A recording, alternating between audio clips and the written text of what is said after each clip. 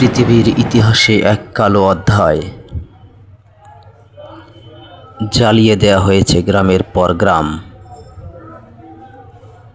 বাতাসে ভেসে আসছে লাশের গন্ধ।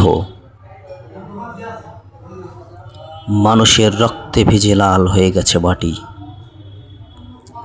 বলছি সুদানের বর্তমান পরিস্থিতির কথা। 2 বছর ধরে চলা গৃহযুদ্ধের ফলে সুদানে সৃষ্টি হয়েছে এক মানবিক বিপর্যয়।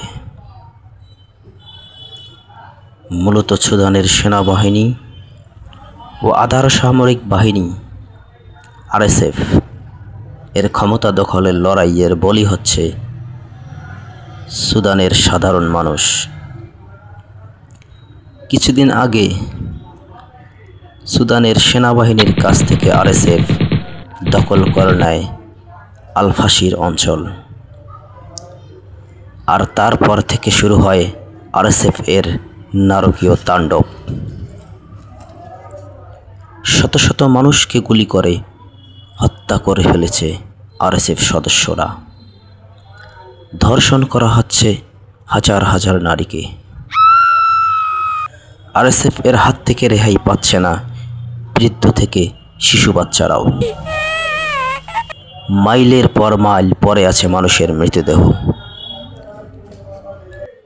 আর এই নারকীয় হত্যাযজ্ঞে RSFকে সামরিক ও অর্থনৈতিক সহায়তা করছে মধ্যপ্রাচ্যের ধনী রাষ্ট্র আরব আমিরাত। তারা সুদানের স্বর্ণ ও খনিজ পদার্থের লোভে অস্ত্র ও আর্থিক সহায়তা করেছে RSFকে। সোনার চামচ মুখে নিয়ে জন্মানো আরব শেখরা কি বুঝবে ক্ষুধার কি যন্ত্রণা? দামি এসির ভিতর থাকা আরব শেখরা কি বুঝবে দুঃখ কষ্ট কাকে বলে? তারা তাদের বিলাসী জীবনের জন্য হাজারো নিরীহ সুদানিদের জীবন কেড়ে নিতে সহায়তা করছে। আপনারা কমেন্ট করে জানান এই গণহত্যার দায় কার?